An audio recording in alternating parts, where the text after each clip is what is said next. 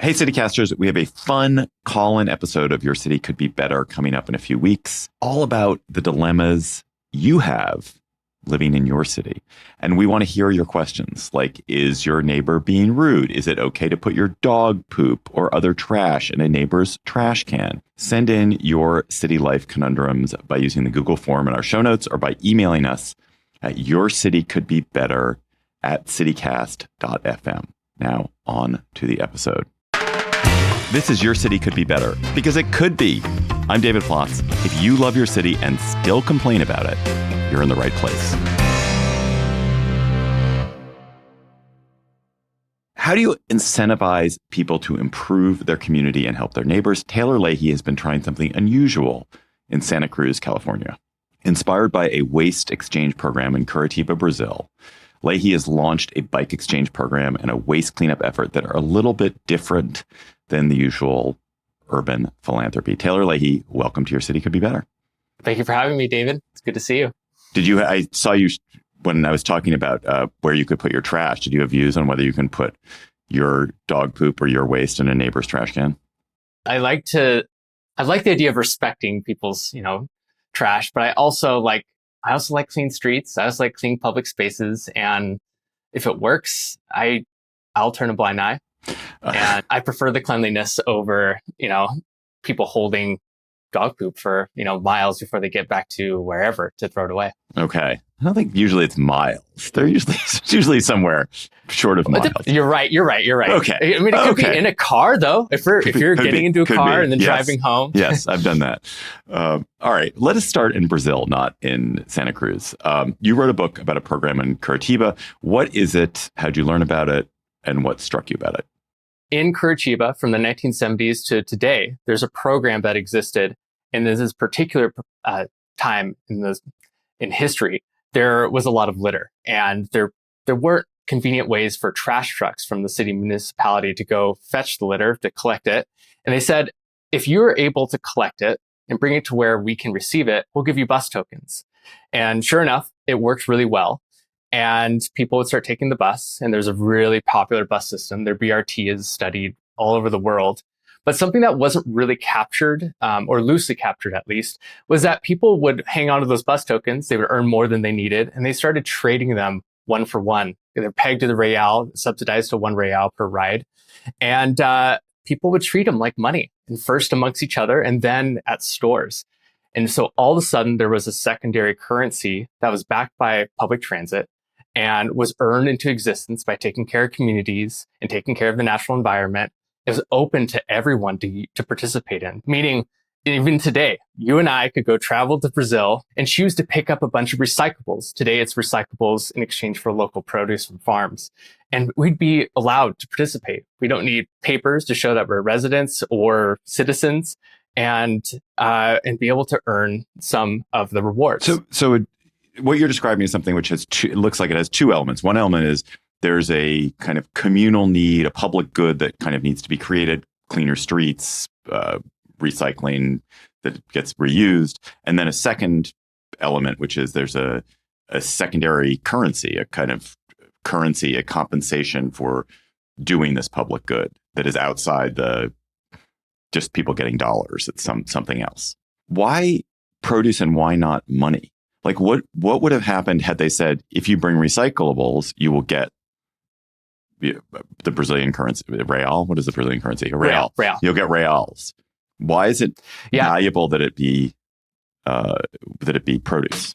Well, I think what's so special about the system and how it's designed, this greater system that is the Cambio Verde, which is the name of the program, the Green Exchange. And the idea is that you turn inward. You offer the resources, the services and the goods that you have within your community to sort things out. So at that point in time, it was bus tokens, but it's also evolved to school supplies and as well as local produce. These are all essential needs for living life, and especially in urban life, to get around the city.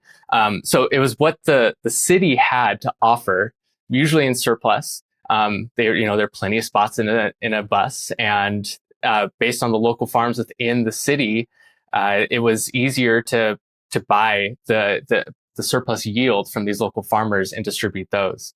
So it was more of what was at hand rather than, something beyond a city.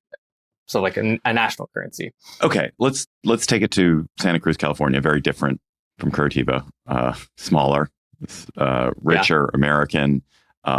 You decided to adopt a version of this in Santa Cruz. So what problem did you seek to try to solve with a bike exchange for starters? For starters, so at first, after finishing the book, my children's book, Cambio, I've just had this great, you could call it expression, this urge to figure out if I could implement this in Santa Cruz. So I started scanning the culture and what it really values and what we might have abundance of. And next to surfing, there's bikes, there's mountain bikes, there's electric bikes. There's efforts to get people to use a ride share that was new to new to Santa Cruz as of the 2020s, B-Cycle. And I just decided to work off what was already existing in the community and have it also tied to a basic need, which is transportation. So I was sitting on multiple bikes that I wasn't riding, and I just judged that everyone else did too. So what if we could route these bikes to people that could use them and not have them sit idly in a garage or in a basement?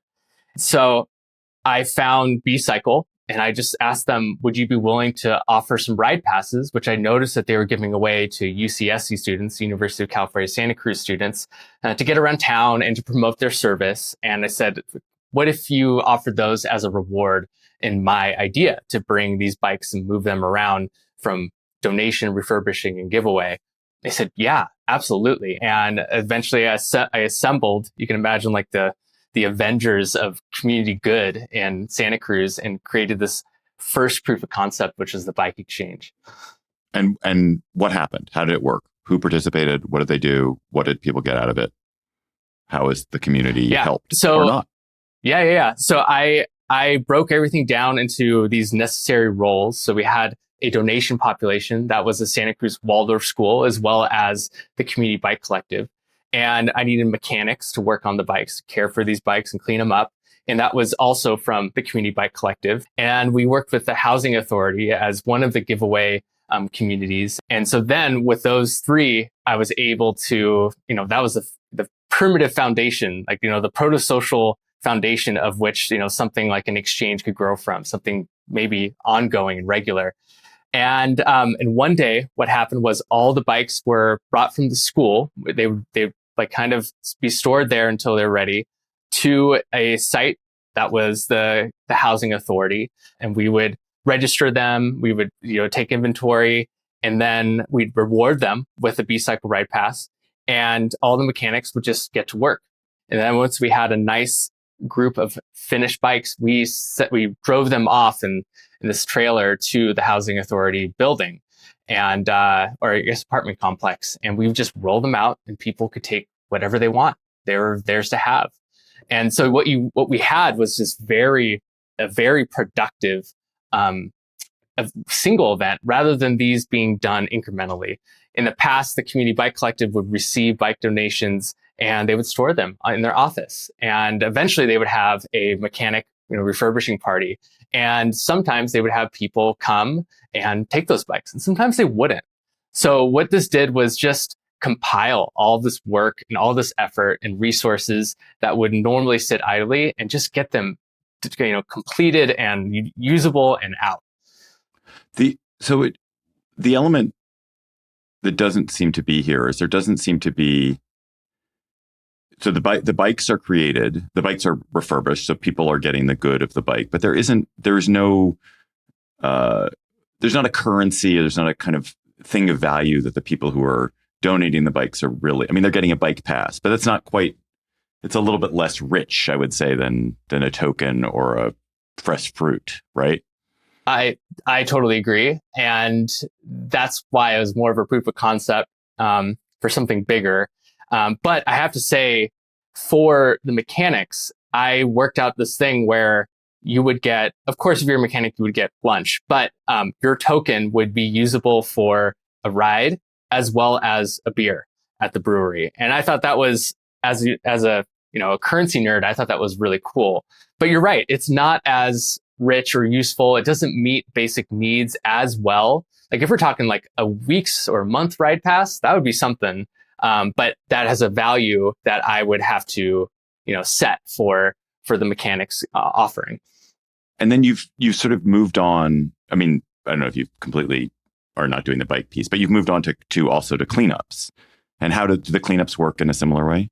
So there are nonprofits that do great work already in Santa Cruz. And I think what's really important to highlight is the city of Santa Cruz, the culture of Santa Cruz County at large has a lot of support, from volunteering nonprofit efforts to even a downtown dollar, which is what I use for a reward. The downtown dollar is a secondary currency that works downtown at 90 different locations, 90 plus different locations for businesses you can spend for services and goods. And I saw these two problems of the like many growing cities in California or maybe even United States at large. People were emptying downtown. They were not choosing that to be a place of recreation and getting shopping done. And I was seeing this litter nearby to downtown Santa Cruz and in the river. And I just thought like these two issues can be opportunities, and making a more desirable place to spend time is linked to, bringing people downtown, especially if you tie it to the reward.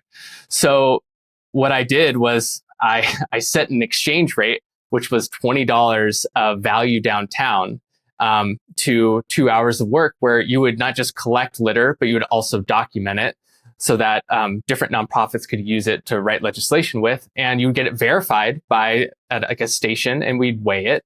And that way we would say, we could go back to these businesses and donors and say, you spent $20 of value of, your goods and services, and this is what you got. And so what ended up happening was it rained pretty heavily on the first event, which was April 11th. And we ended up getting 102 people to come out in the rain, which is an achievement of itself. This experience of receiving something in exchange for your time and labor, I think is something that we're really missing. With the 100, have you done that again yet? Someone that attended the first event, she reached out and said, I'm noticing, all this litter in my part of the creek that empties out into the San Lorenzo River in Santa Cruz. I'd like to host a cleanup. And I was like, I will, like a grant, I will give you some resources. I'll have, give you some supplies. If you are willing to document this trash and weigh it for me, they're good. And I think, go for it. And so we had 3 different events in the end. We had this big centralized event where we had to take care of liability and the permit to do it downtown. We had this decentralized one that was a part of this greater cleanup day. And then we had this totally like a grant version where someone raised their hand and said, I'll take care of this. I can't believe you had to get a permit and insure something like that. That's ridiculous. I mean, that alone, it seems like the city needs to deal with that issue. Yeah. If you're you're cleaning up the city, why is that a permittable activity? And their argument is like it could slow down traffic, having people, go from one centralized place to the extremities of the river. And they would have to include porta potties with some of these arguments. Get the fuck out. That is wow. That's a really shocking thing to learn. That government of Santa Cruz, you have a random listener out here who's learning about this. I'm genuinely shocked that you're putting this obstacle in the way of something like this. I hear you, and they are my community. And so future versions of this, I really want to include the city and say your contribution would be waiving the permit, waiving liability, or, taking care of it. And they could evaluate, just like I did for these previous ones, like this by item, by weight, this is worth it. And not to mention we're cleaning and raising the value of the downtown land. I don't know how well you can characterize this, but with the 102 people who came to the rainy cleanup, would you say that those are people who are the usual kind of volunteers in the community, or was it a different set of people? So even someone that is cleaning up the river regularly on, a day where you wake up and you get off the wrong side of the bed, your neck might be tight. You go, I'll skip this one out. But with a little incentive and hopefully the social aspect of seeing and being a part of something bigger, it's worth it. I know that there are so many people that clean the river for the first time. I personally have a good friend that was supporting me, but he came all the way from a nearby county to participate in the cleanup. And that really moves the needle when, you make this a more social event, you grow the reach and you create these incentives that span, that offer value and create different forms of connection, across geographies. Like that's something else.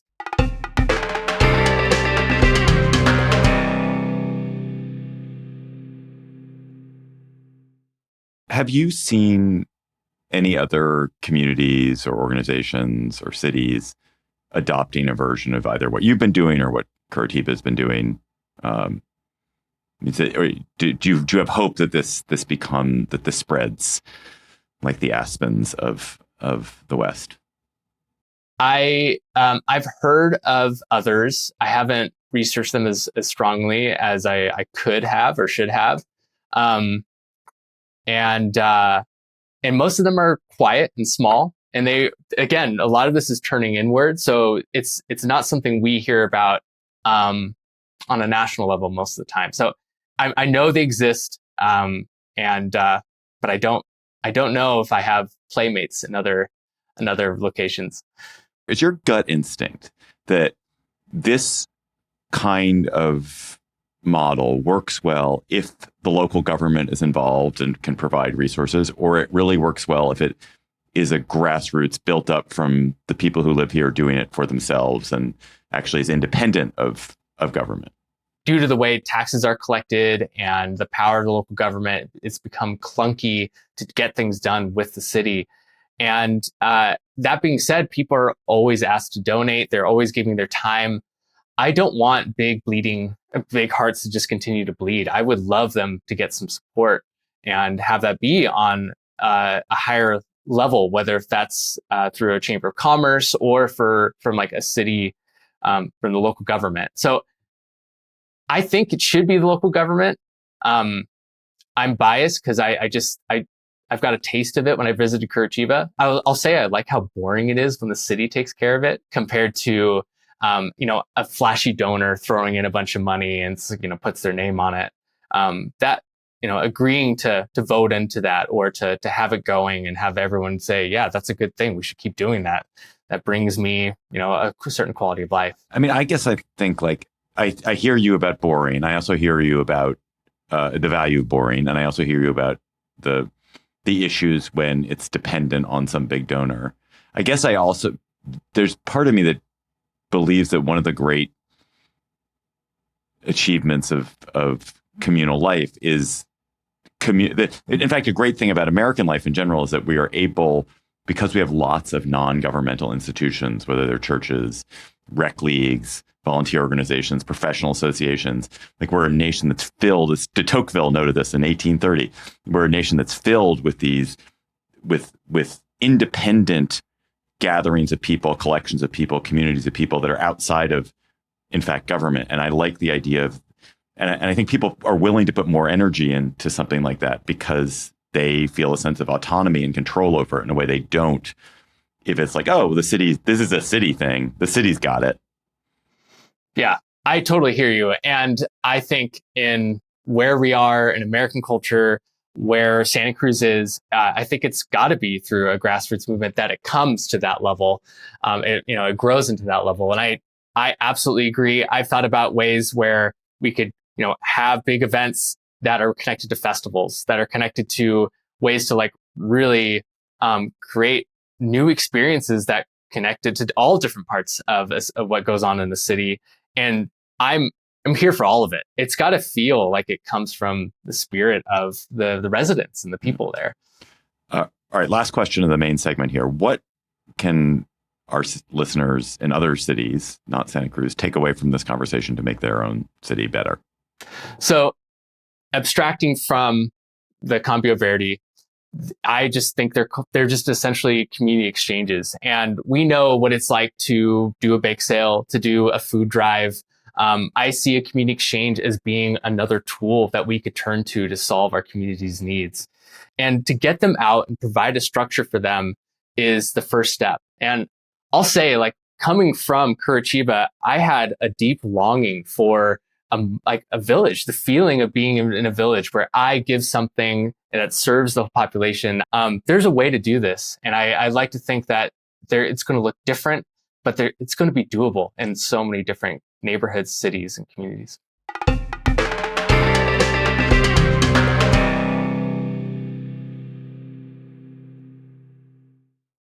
All right, Taylor.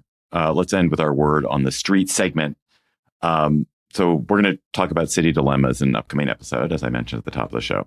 So here's an urban dilemma that you might face. We started this conversation talking about bikes. Is it okay if you live in an apartment building? Is it okay for people to store their bikes in vestibules or in common hallways?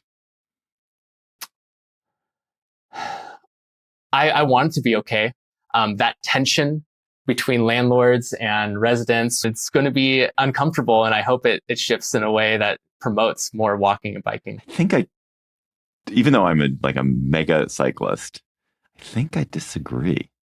I don't think you can, that's like you're taking other people's public space. Now, there are different circumstances. You can imagine an apartment building has some very big area that is not being used, or you live at you're like the last apartment at the end of the corridor, and no one is walking by the space where you're putting your bike. But I kind of don't think it's okay to park your bike in a common area like that. I know what you mean. And I also believe like it would be a form of activism. It's a way to get in conversation with the landlord and be like, This is a real thing that we're dealing with. And I don't know. I just think that's how, putting it out there and working on it together is how we make that change. I like that. I like it is that you're speaking to your landlord by doing this. This is a conversation. So be sure to send your own city conundrums to us for our call-in episode. Fill out the Google form that's in our show notes, or send me an email at yourcitycouldbebetter@citycast.fm. Taylor Leahy, thank you for coming on Your City Could Be Better. Thank you, David. It's great. That's all for today's episode of Your City Could Be Better. I'm your host, David Plotz, and our producers are Aria Bracci and Priyanka Tilve. Our music is by Carl Christensen. If you are enjoying the show, please tell your friends, rate the show, and leave us a review wherever you get your podcasts. We're going to be back next week with another conversation about how your city could be better. See you later.